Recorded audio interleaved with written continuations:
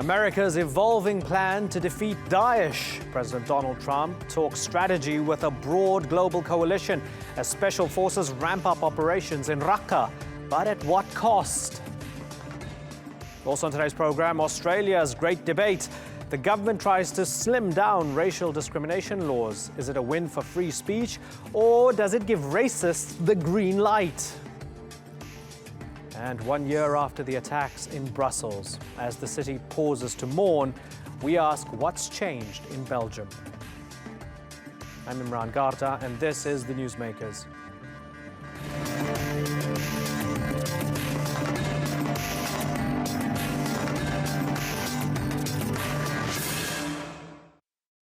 US President Donald Trump has repeatedly promised that defeating Daesh will be his highest priority. Now's his chance to prove it. Officials from almost 70 countries from a global coalition are meeting in Washington to determine how best to target the terror group. Does the answer lie in more airstrikes, more training of local forces, more American boots on the ground, or a different approach altogether? The stakes for an answer couldn't be higher. Iraqi troops trained by the US are on the verge of pushing Daesh out of Mosul, while American-backed forces are ramping up their offensive to retake their Syrian stronghold of Raqqa. But at what cost? The Pentagon says they're investigating allegations that civilians died when the US bombed a school in Raqqa province, killing dozens. Our newsmaker today is the US strategy to defeat Daesh. And we begin with this report from Sandra Gutman.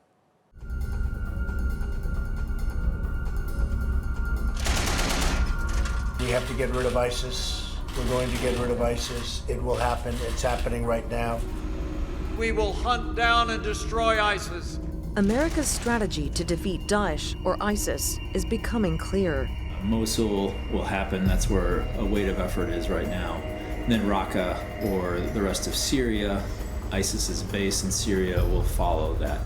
The coalition of more than 60 countries are meeting in Washington this week to hammer out the plan ahead. ISIS presents an ongoing challenge to our collective security. But as we have seen, it is not more powerful than we are when we stand together. And they're in it for the long haul. It's not a threat that's going to go away overnight, so we all recognize it's going to be a long-fought battle. But can the U.S. and its partners escalate their military offensive without repeating mistakes of the past?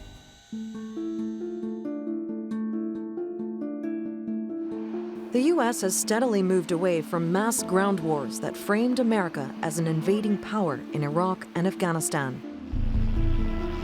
Under former President Barack Obama, the controversial use of drones, special operation forces, and training programs for local militia reduced America's military footprint overseas. It's the U.S.'s policy of using surrogate armies known as by, with, and through. So far, the Trump administration has carried on that policy as the region prepares its latest push against Daesh. In Iraq, U.S. Special Operation Forces have embedded with the Iraqi army to retake the city of Mosul. We have shared interest. Your soldiers are with ours in Iraq. The U.S. has also stepped up its air campaign, launching more than 7,000 strikes in the last 2 months. In Syria, the U.S. is backing the Syrian Democratic Forces, mainly made up of the Syrian wing of the PKK terror group. On Wednesday, the U.S.-led coalition airdropped allied Syrian forces near Daesh's base in Raqqa. President Trump has signaled that pulling out of Iraq was a mistake. We should never, ever have left. But can his administration dive into a protracted war against Daesh while sticking to the president's new national focus? America first. Sandra Gutman, The Newsmakers. Okay, to discuss this, I'm joined by Andreas Krieg. He's an assistant professor in defense studies at King's College London and works at the UK Defence Academy, specializing in military and security affairs in the Middle East. And with me here in the studio in Istanbul is Richard Atwell. He's the director of the International Crisis Group's New York office and represents the ICG at the United Nations. He leads the group's research into Daesh and other terror threats. Gentlemen, thank you very much for joining us. Richard, as we speak, everybody's scrambling to try to verify this information about civilians being killed in a US airstrike, in a Daesh stronghold. So many dozens of civilians possibly killed, which I guess highlights the fact that this war comes at a terrible cost. You co-authored the ICG report, Counterterrorism Pitfalls, what the US fight against ISIS and Al-Qaeda should avoid. So what should they avoid in a nutshell? Yeah, well, that's certainly one of them, I think. As you say, we published the report today, Counterterrorism Pitfalls, what the US fight against ISIS and Al-Qaeda should avoid. It looks at some of the dilemmas that the new administration faces in trying to fight ISIS and Al-Qaeda across the Middle East. Obviously, a lot of Trump's national security and foreign policy remains uncertain, but I think an escalation in attacks against ISIS and Al-Qaeda across the Middle East, across South Asia, looks likely. Now, of course, it's understandable that any US leader wants to protect US citizens from groups that want to kill them. On the other hand, I think there are some dangers in the way that there are some potential pitfalls in the way that operations are conducted and in their potential impact. I think the first of those, which you alluded to, is simply killing civilians. There's some talk now in the US that US rules on the use of force will be relaxed.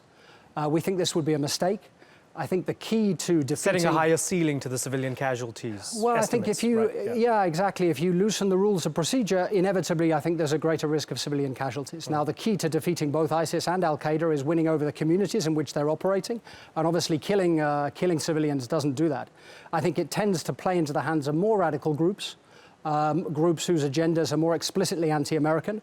I think the risk of additional civilian casualties is a real one. I think the second risk, which is worth highlighting already, is that the more aggressive counterterrorism operations across the Middle East play into other rivalries. I think if you look at the armed groups across the Middle East, both state and non-state, for few of them is fighting ISIS or Al-Qaeda the main priority. Most of them have other priorities. I think the fight around Raqqa is a very good example of this. It looks as though the US will support the Syrian Democratic Forces, which is essentially the YPG, or at least its fighting core is the YPG, which of course has links to the Turkish PKK. It looks as though the US, with additional special forces, additional US troops will back the YPG to take back Raqqa. Now, I think although President Erdogan has supported aspects of the plan in the past, I think there are clearly Turkish concerns that increasing arms to the YPG or the leverage, the political capital it may gain from taking back Raqqa could be used to pursue other ends. So let's grab that and expand on it. Andreas, is that short-sighted? Enemy of my enemy is my friend. I mean, we've seen it historically, whether it's in Afghanistan and the Mujahideen to now. So, for example, the US supporting the YPG. The YPG fights ISIS, sure, it fights Daesh, but it's also involved in blowing up civilians in a place like Turkey, or maybe the Shia militias in places like Iraq. Do what you want to, you're fighting ISIS, it's cool, as long as you do it for now. Is this policy short-sighted, Andreas? Absolutely. I mean, I think this is the wider US policy at the moment that is somewhat the legacy of the Obama administration, that we're trying to do as much as we possibly can with as little boots on the ground as we possibly can. Special forces here obviously are not counted as regular boots on the ground. So the Americans are trying to fight a war with a small footprint, with as little attention in terms of global public attention, but most importantly, as little public attention in America, in order not to avoid and try in an attempt to avoid a public outcry in the media towards a re-engagement in the Middle East. After the Bush years, after Iraq, after Afghanistan, the Americans don't want to be seen to be drawn back into a quagmire in the Middle East. So they're relying on air power, they're relying on surrogates on the ground, on different tribal factions all over the Middle East.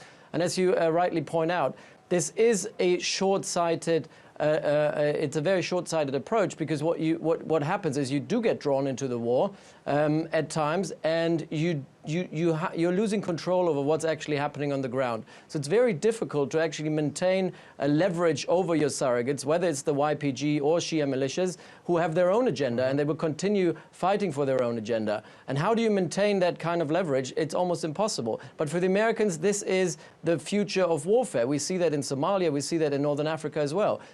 This over-reliance on special forces, local partners and surrogates, and air power. It's a very light footprint. It comes with a little economic cost and, most importantly, with very little political cost. But does it actually solve the problem? Does it actually achieve the objectives? That's the big question. And over long term, I think the Americans are looking at this anti-ISIS war as not a short-term victory or not a victory that will come in the short term, but a long-term engagement where it's kind of a simmering war where over many, many years, maybe a decade or longer, there will be some sort of indirect engagement via special forces and surrogates in the Middle East. Richard, I mean, I guess it's a curious accident of history or twist of fate that it was former Secretary of State Hillary Clinton, Trump's opponent in the election, who said regarding Libya, what was it? We came, we saw, he died with regards Gaddafi, right? And I guess that in many ways, for many people, that exemplifies the sort of policy, like we don't really get involved. We get involved, but we don't get involved. But with the fight against Daesh, when we read in the news that the US is sending 400 more troops, and they're called advisors, to fight Daesh, at what point do those advisors become actual troops as the numbers get beefed up and the US gets more and more involved in, for example, trying to retake Raqqa? Yeah, I think it's difficult to say. I think there's a few points. I think, first of all, I agree completely with Andreas that the US is reluctant, I think, for domestic political reasons, for many other reasons, the legacies of Iraq and Afghanistan, to commit more US forces. That said, I'm not sure that more US forces are really going to do the job either.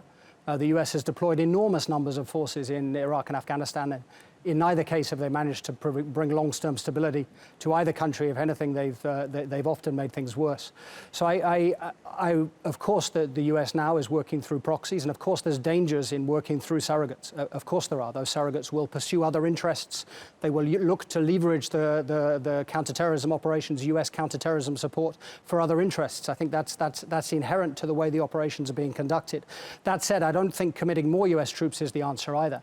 I think if you look back over the last 5 years with the rise of ISIS and the dramatic expansion of al-Qaeda, particularly in Syria and Yemen, the growth of ISIS in Libya, although it has been... You say, sorry to interrupt you, you say dramatic expansion of al-Qaeda. For many people, they think al-Qaeda's done, it's dead, and only ISIS has sort of replaced them in terms of the threat. Well, I think tell me why they're not. I think, interestingly, ISIS, there's still a long way to go before the movement is defeated. For sure, it will adapt and evolve, both in its heartlands in Syria and Iraq and elsewhere, but it is on the back foot. I think al-Qaeda, on the other hand, is expanding. Its large affiliates in Yemen, in Syria, in Somalia to some degree, in the Maghreb, have, if anything, grown more powerful over the last few years. And they've done this with a strategy which is a little bit different from the Islamic State's. The Islamic State strategy is rooted in the particular history of Iraq, the recent history of Iraq. The Islamic State picked a fight with everyone, and it subordinated all other forms of Sunni resistance to its domination.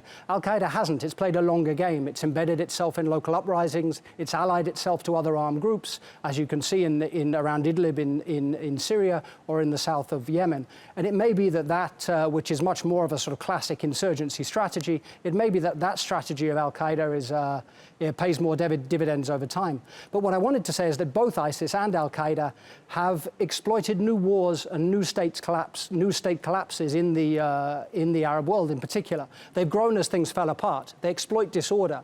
And I think it's important, even if the US is using proxies, which I think is inevitable, but it's important while the US uses proxies that it doesn't actually aggravate other conflicts, worsen the disorder, and play into the hands of the very groups that it's trying to defeat. And there's no way anybody can ever guarantee that, right? You can't guarantee it, but I think there are ways to conduct the war which would help mitigate against those things.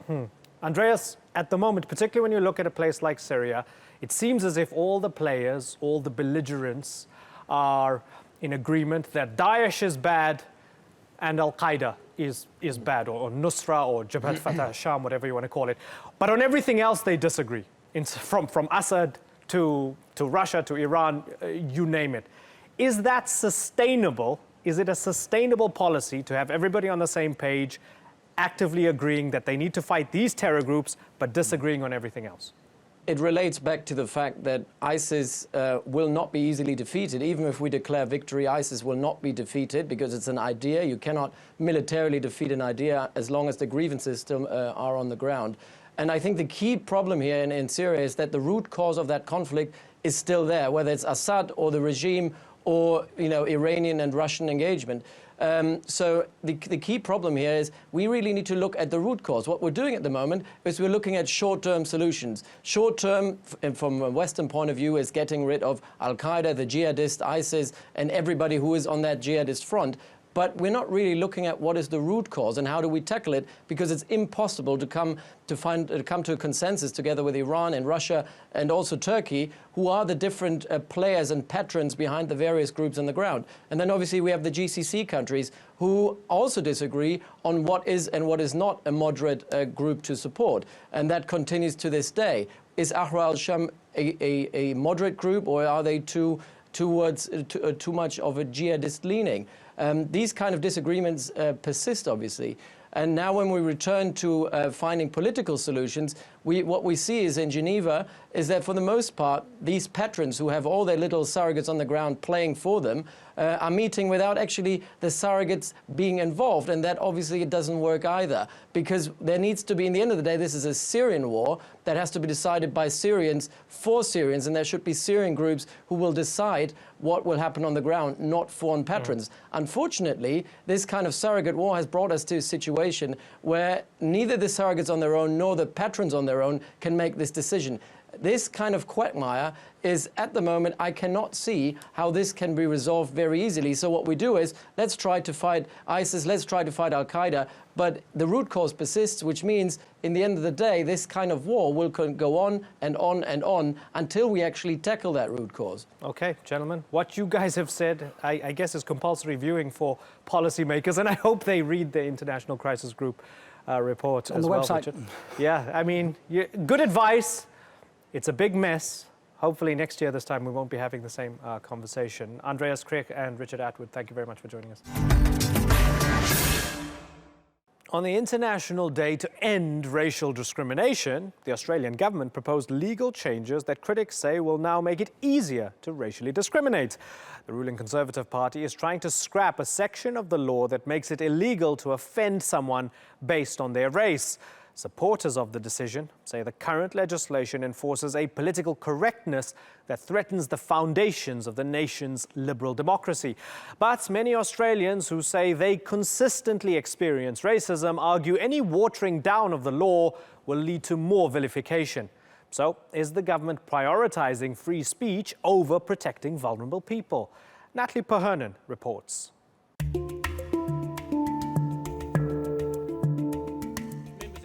On Australia's Harmony Day, Parliament was anything but. Why on today of all days has the Prime Minister chosen to weaken protections against racist hate speech?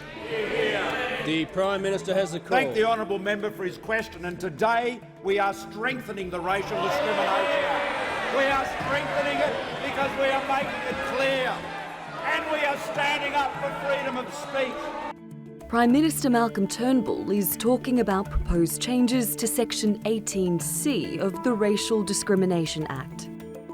In Australia, it's illegal to commit an act which is reasonably likely, in all circumstances, to offend, insult, humiliate or intimidate another person or group of people. The government wants to change that to harass or intimidate.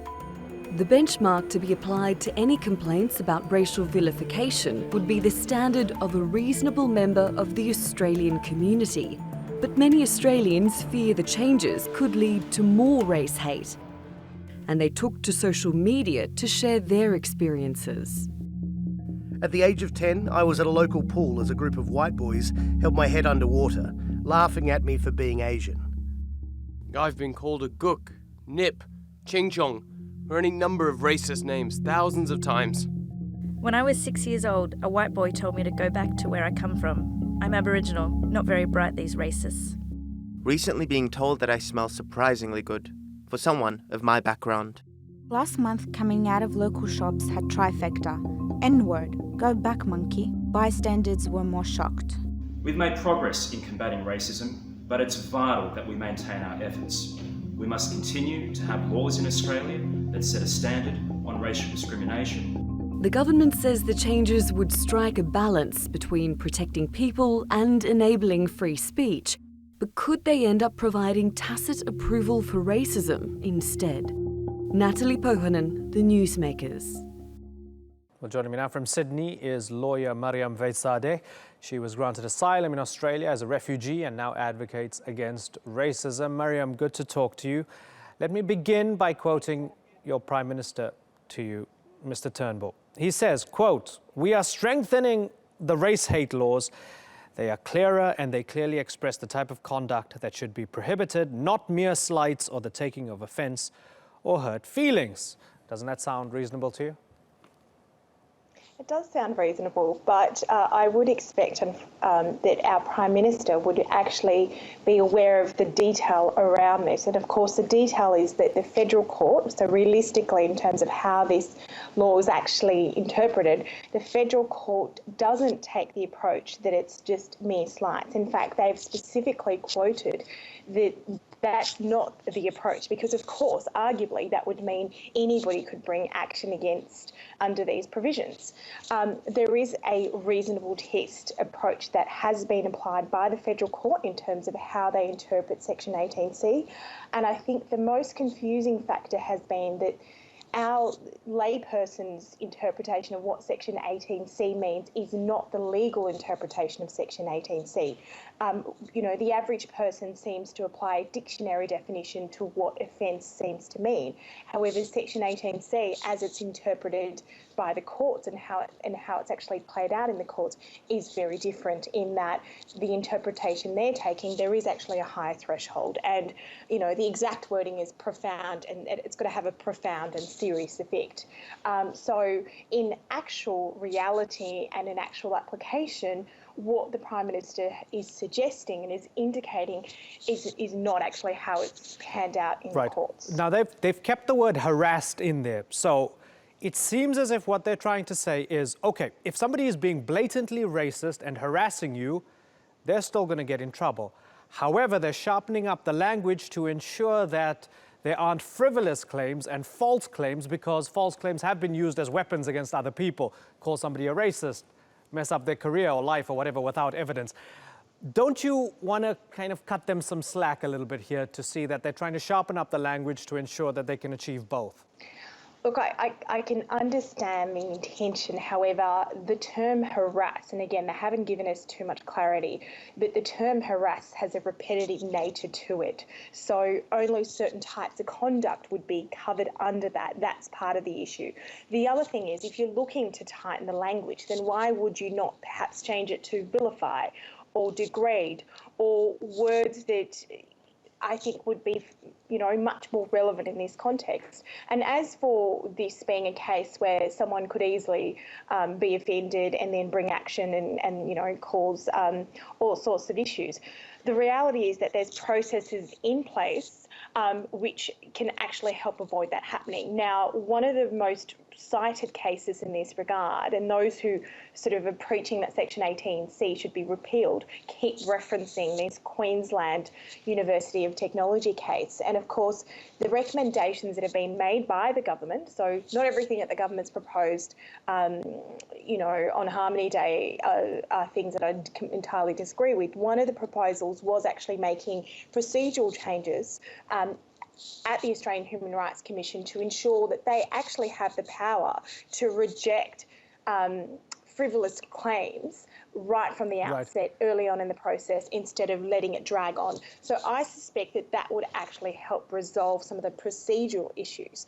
And it's really, really important that when we're looking at the language, we have to look at how it's actually applied in the court. I want to step out of the courts for a second and go online.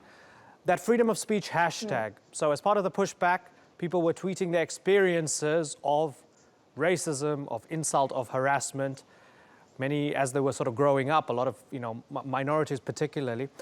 Tell me how much of that is just people coming across jerks in Australia, and how much of that is representative of daily experiences for minorities in Australia? I think the ultimate test is, like you said, to look at the lived experiences of minority groups living in Australia and what they have to say. it has been said many, many times before that in Australia we have, high levels of low-level racism. So, I those who try and suggest that we don't have racism and everything's all harmonious all the time is incorrect. I think the lived experiences of those who do come from minority groups suggest otherwise. Okay, got it. Miriam, thanks for joining us.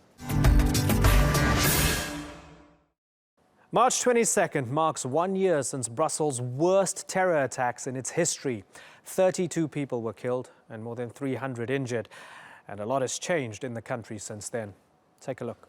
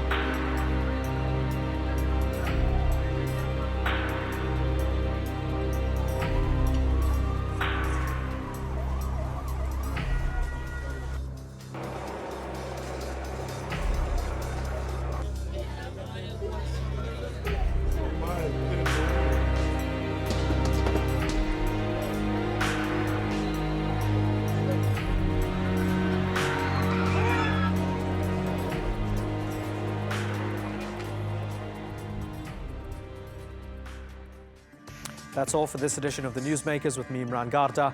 Thank you for watching. Bye-bye.